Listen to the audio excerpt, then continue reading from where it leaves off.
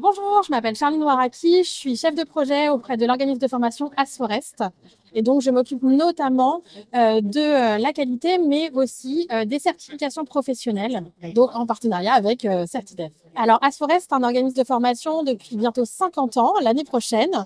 Et donc, nous sommes spécialisés dans le tourisme, les formations auprès du tourisme, particulièrement et historiquement l'hôtellerie-restauration. Nous formons aussi bien les personnes déjà en poste pour le développement des compétences, mais aussi des nouveaux entrants, notamment par le biais de la certification. Et puis tout à fait historiquement, même sur les formations obligatoires, bien évidemment, on ne les oublie jamais. Parmi les certifications que nous proposons le plus, nous avons évidemment le titre à finalité professionnelle de niveau 3 de commis de cuisine, ainsi que celui de serveur en restauration. Et côté hébergement, le CQP, donc le certificat de qualification professionnelle employé d'étage et réceptionniste, parmi ceux qu'on vend le plus et qui sont le plus prisés aujourd'hui dans nos métiers.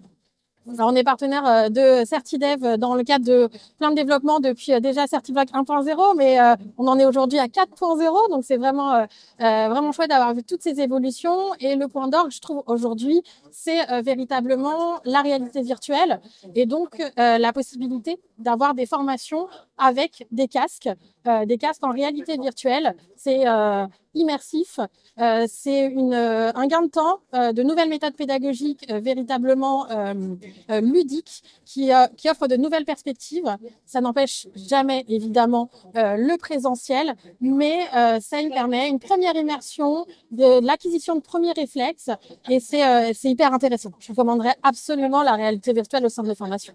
La formation en réalité virtuelle, notamment avec un casque, si je devais utiliser 3 mots, ce serait facilitation, pédagogie ludique, c'est 2 mots, mais je triche un peu, et, euh, et curiosité. Parce qu'en réalité, je trouve que aujourd'hui, vraiment, la formation, elle a besoin de ça, de cette curiosité. Et c'est ce qu'on cherche aussi dans nos métiers, cette curiosité professionnelle. Et c'est vraiment avoir envie d'aller plus loin et de continuer à se renouveler. Et je trouve que c'est un parfait exemple. La réalité virtuelle, on peut vraiment se poser la question de cette adaptabilité à tous les publics. Et aujourd'hui, l'exemple nous prouve, au-delà des études qu'on peut déjà avoir sur le sujet, mais l'exemple que nous, on en a, c'est que c'est le cas. Ça s'adapte à énormément de publics. On a un public très différencié, allant de demandeurs d'emploi très éloignés de l'emploi à des personnes qui sont déjà en poste et pour qui eh bien, c'est aussi une nouveauté. Voilà. Il y a un temps de prise en main, mais qui est valable sur tout type d'innovation en réalité. Et donc, une fois ce pas passé d'un peu de ce mélange de curiosité et de peur et que tout le monde s'approprie petit à petit, on voit que c'est en réalité très simple d'utilisation, que ça ouvre justement des fenêtres que le présentiel parfois ou que le papier ou que nos méthodes classiques ne peuvent pas ouvrir. Je pense notamment à la lecture des questions et des réponses qui permettent de faciliter, de mettre en confiance. Je pense au fait de pouvoir grossir certains espaces, de pouvoir s'approprier aussi, d'avoir des choses plus concrètes et de s'immerger dans un espace. Et donc, véritablement, aujourd'hui, ça nous ouvre même un nouveau public, je trouve.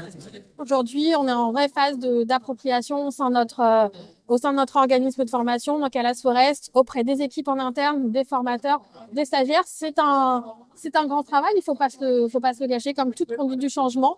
Mais en réalité, une fois le pas passé, là, on est sur un sujet vraiment plébiscité. Et donc, c'est un vrai plus aujourd'hui pour nos formations.